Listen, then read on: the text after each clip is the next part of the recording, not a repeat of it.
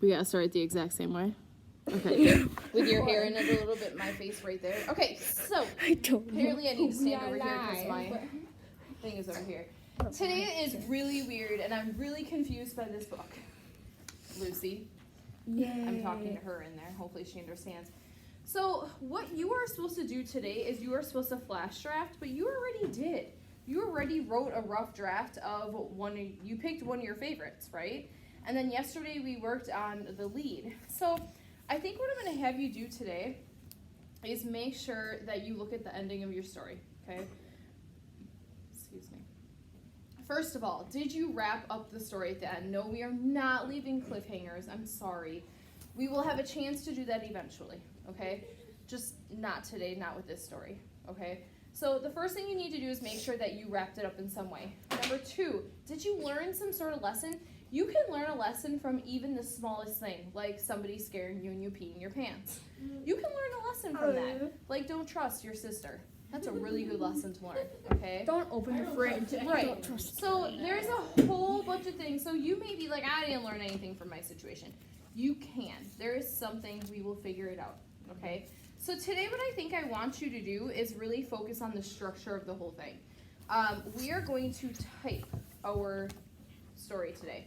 I want you to put in your new lead, okay, which you may need to figure then, okay, if you have a new lead that you're putting in, because some of you had really good ones yesterday. You need to figure out if where you're starting your story after your lead makes sense, okay? So this is really going to be you transferring from paper to computer, but also reading it at the same time to see, all right, does this part make sense? Does this part make sense? And then really make sure you read that ending to make sure you wrap everything up and you come to some sort of conclusion about whatever the situation was, okay? That's really what we are doing today. Some of you might finish faster than others. Some of you might find a whole bunch of things wrong in your story.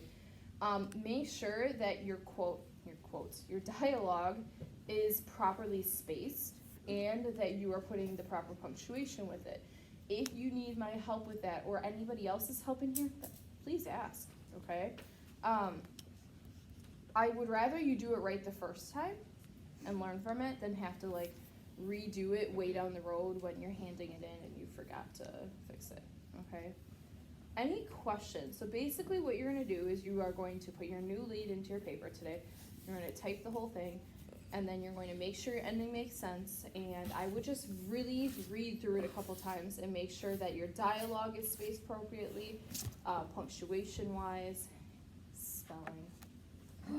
Do not just choose the first word that spell check gives you. Please make sure it is the right one.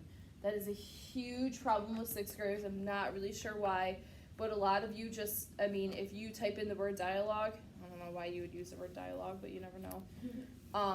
I can't even think of a word that it would give you, but it would, okay? Especially if you butcher it enough. So please make sure that you are looking at what word you are choosing. If you need to click on it and get the dictionary definition, it pops up right on the side, okay? You can very easily do that, all right? That's it. After that, you can do a little vocab practice. You can read. So many things. I anticipate this taking you at least 20 minutes, so you should spend 20 minutes on this. Yes? What does it mean by the word next Friday? That's the vocab.com stuff that I showed you yesterday. It might be due, it's really not due next Friday. Next Friday, I'm going to get a gauge and see how far you guys are, basically. That's all I'm going to do. If you don't have all of them mastered, totally okay. Yeah? So do we have to take the whole thing, or? Your story, your personal narrative, yes. You are typing your whole personal narrative.